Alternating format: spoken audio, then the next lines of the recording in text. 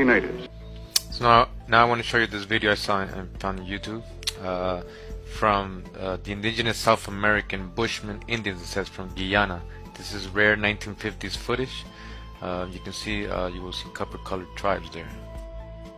And now, here's the man you saw in the film earlier, Mr. Herman Jessen. We're proud to have you with us, Mr. Jessen. Thank you, John. I'd like to ask, first of all, sir, how remote are these Indians from civilization? These Indians live about 250 miles up the Moroni River. It's very hard to get up there because the rains endanger any trip, and the river is either too low or too high. It's just in July that one can penetrate into those villages. Oh, is this your first trip into this area? No, into this area it's my second trip, but I've made 25 trips into South America so far, and I expect to leave very shortly on another one.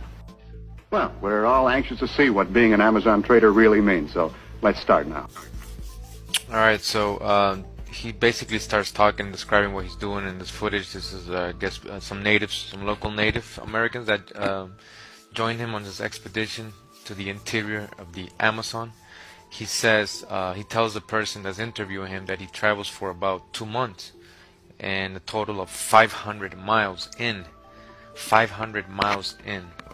And you can see all the footage he's getting. This is a native boy. There it says, one of the Bushman's son. This is one of the chiefs. He said he's being introduced. This is one of the chiefs that actually wore traded clothes with the white guy, and they you know, he dressed like the chief as well. These are you know, more natives in these towns he's encountering along the river, as you can see. You know, very much so you would think you were looking at you know, footage from Africa, but this is in French Guiana, in Guyana, right, in South America. And you know, if we look at the tobacco, the old tobacco images of the Indians, right, with their feathers, you know, copper-colored bodies, you know, it's the same as we see here, you know. So again, he traveled, you know, through all this river, 500 miles in, and you know, he encountered, I guess, a lot. It was like an adventure for him, right? Indiana Jones. But as you can see the footage, these are so-called Negroes, right? And you know, they gonna always tell us that these are Africans that mixed when they were escaped and maroons and stuff. But we've seen in video 1, video 2, we've seen the scientific anthropology to show that the oldest bones found here were of Negro descent. They had Negro features and resemble a lot of the Australian Aborigines and South Pacific Asians or Malays, right? And you can see them doing their dance here. They do the foot. Almost a lot of Native American tribes in the north, you know, dance with their feet as well. They stomp their feet. And the guy, when he's explaining this part, he's saying that it sounds like merengue, cha-cha-cha, like a merengue cha-cha-cha, what they're dancing, what they're singing and drumming. According to him, you know, this is his account from the interview.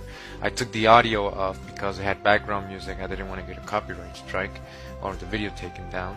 But you can find that YouTube down in the links, video originals. You can hear what he's saying. He's gonna mention a lot of Africanized, and they sound so African and so African because that's all he knows, right, from his history. But as you can see, they're encountering different colored tribes along these rivers. As you can see, this one has this tribe has longer hair. They let the hair grow, but they're copper-colored, almost the same as the other natives that are with him. Basically, almost the same skin. And this is more of them in their river. More villages they're encountering, all copper-colored people. You know, as you can see here. And chopping wood. He's saying how strong they are, how well fit they are, how they're like very natural people. They're very healthy. They, you know, he says they don't steal. They're very good people. They treated him like royalty when he was in their towns. They're over here fishing in this river. He says you gotta be careful because there's piranhas. As you can see, they're fishing with their harpoons and everything. And so this is, I guess, when they're almost back after the journey. He says they're unloading all the stuff they got and traded with. I guess he's gonna bring it back to Europe, where he's from. So as you can see, copper-colored tribes in South America.